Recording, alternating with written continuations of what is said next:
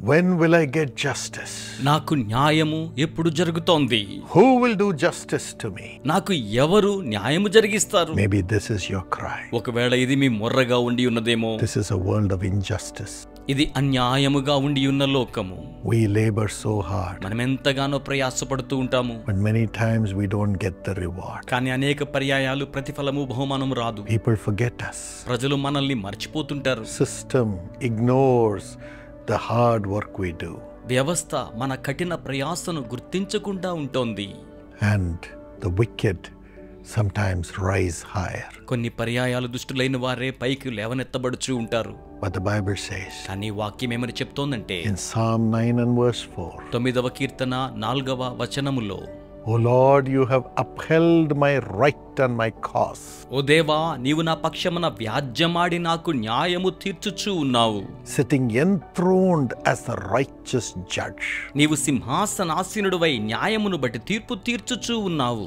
God is a righteous judge. దేవుడు నీతిమంతుడై ఉన్న న్యాయాధిపతి అయి ఉన్నారు. He is a righteous judge not to destroy people, ఆయన ప్రజలను నాశనము చేయ నిమిత్తమైన నీతిమంతుడైన న్యాయాధిపతి కాదు, but to fight for your right and for your cause. మీ హక్కుల కోసమై, మీ వ్యాజ్యము కోసమై పోరాడే న్యాయాధిపతి. God will fight for you. దేవుడు మీ పక్షమున వ్యాజ్యమాడనై The ఉన్నారు. scripture says, లేఖనం ఏమని చెప్పుచూ ఉన్నదంటే, you just hold your peace. మీరు కేవలం నెమ్మదిగా ఉండండి, God will fight for you. దేవుడు మీ పక్షమున పోరాడును. Allow him to fight for you. ఆయనను మీ నిమిత్తం పోరాడడానికి అనుమతించండి. He will establish justice as a righteous judge in your life. నీతిమంతుడైన న్యాయాధిపతిగా ఆయన మీ జీవితంలో న్యాయమును స్థాపించనయ్యున్నారు. For those who call on him night and day, will he not do justice? దేవుడు తాను ఏర్పరచుకుని వారి దివారాత్రములు తన గురించి మొరపెట్టుకొనుచుండగా న్యాయము తీర్చడాని వ్రాయబడింది.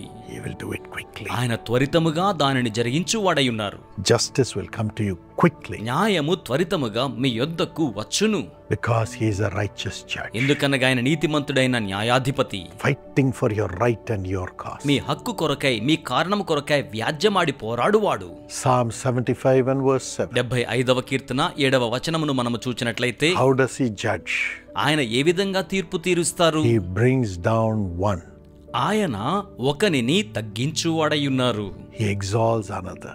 మరి ఒకనిని హెచ్చించువాడయున్నారు. Those who are under his mighty hand, he exalts. ఆయన బలమైన హస్తము క్రింద ఉండి ఉన్న వారిని ఆయన హెచ్చించువాడయున్నారు. Others he brings them down. ఇతరులను ఆయన క్రిందికి తీసుకుని వచ్చువాడు. There was a man who was creating lot of problems for my father in the bank. ఒక్క వ్యక్తి మా యొక్క తండ్రి గారికి బ్యాంక్లో చాలా సమస్యలు కల్పిస్తూ ఉండేవాడు. That manager hated him because he was doing God's service during the holidays. ఆయన సెలవు దినాల్లో దేవుని సేవను జరిగిస్తూ ఉన్న కారణం చేత ఆ మేనేజర్ మా నాన్నగారిని ఎంతగానో ద్వేషిస్తుండేవాడు. My father would never pray for anybody or do God's work in his office.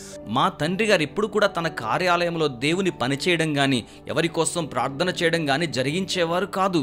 Only during the holidays he would pray for the people. కేవలం సెలవు దినాల్లో మాత్రమే ఆయన ప్రజల కోసమై ప్రార్థన చేస్తుండేవారు. Or after 8 o'clock in the night. లేక రాత్రి వేళ 8 గంటల తరువాత మాత్రమే చేసేవారు. Till then he'll be working for the bank. అప్పటి వరకు ఆయన బ్యాంకు కోసమై పని చేయుచునే ఉండేవారు. But this man hated him. అయితే ఈ వ్యక్తికి ఆయన మీద ద్వేషం ఉండేది. At the right time, సరైన సమయమునందు God promoted my father in double measure. దేవుడు మా తండ్రి గారికి రెండింతలుగా పదోన్నతిని అనుగ్రహించి ఉన్నారు. And that manager had to come and serve under my father.